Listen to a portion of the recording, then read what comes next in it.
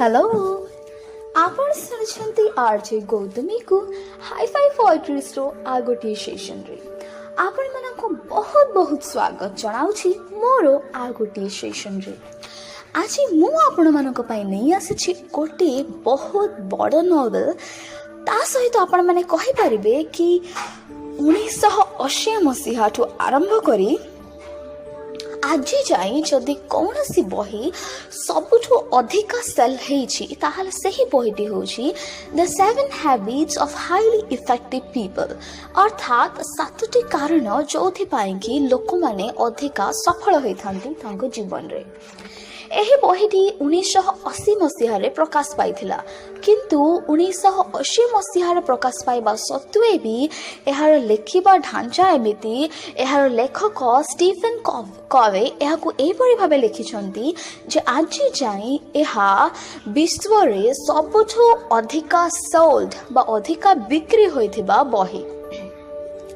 एवं आज मु आपण मानकु एही बहिरो समरी कहया पई आसे छी बा आपण माने एम्ति भी कहि परिबे जे आज मु आपनकु एहार सारांश सुनेबा पई आसे। प्रथमतः मु कहि रखे जे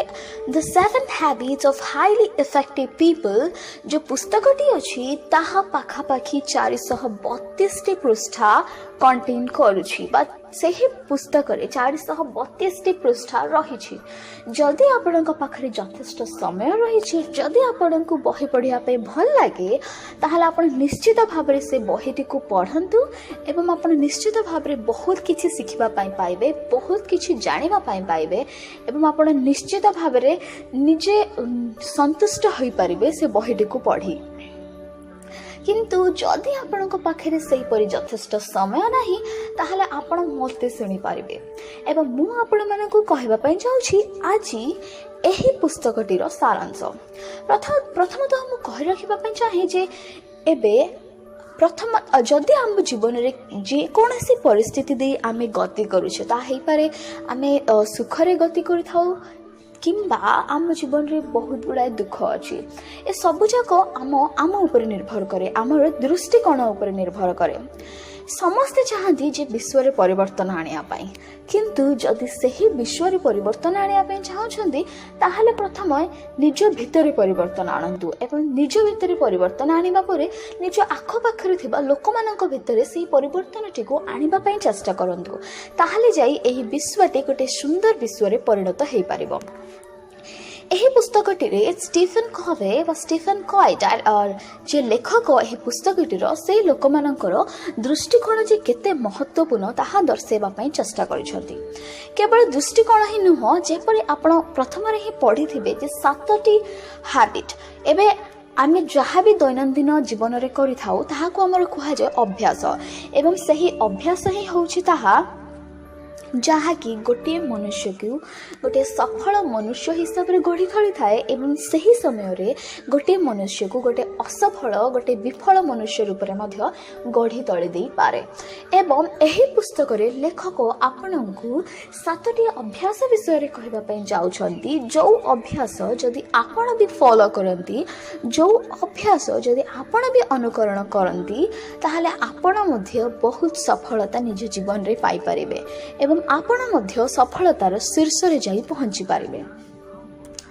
आज एही पुस्तकर मु किछिटा सारांश कहबा पई जाउछि एवं एही पुस्तकटीर संपूर्ण सारांश पाखापाखि 5टा एपिसोड रे आपण माने सुनिबा को पाइबे। एनु प्रथमे निज जीवन रे किछि भल अभ्यास आरंभ करिया पई चेष्टा करंतु। जदि आपण द 5 AM बुक पढ़ी थिबे बा 5 AM बही जहाँ की गोटे बहुत सफल पुस्तक बा जहाँ की बहुत गुड़ा एडिशन एबे जाए बिक्री हो सारानी, जदि आप सही पुस्तकटे भी पढ़ी थे सही पुस्तक लेखक कहवाई चाहते जे जो माने सकाळ 5टा रे उठी निज काम करती बा जो माने सकाळ 5टा पर समय निज ऊपर खर्च करती बस जो मैंने सकाल शीघ्र उठती एवं निज दैनंदिन जीवन किसी गोटे प्लान करती से माने जीवन रे बहुत सफल हो पारिछंती।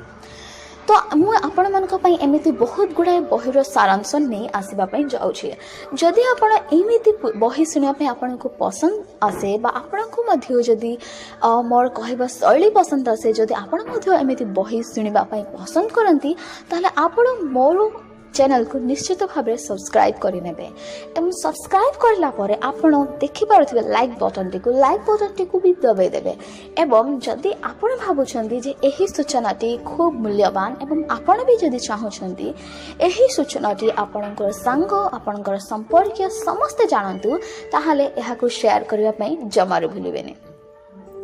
तो मु आपण मानक पई एहार परवर्ती एपिसोड रे आहुरी इंटरेस्टिंग एवं आहुरी मूल्यवान तथ्य आपण को एही पुस्तक विषय रे कहबा पई जाउची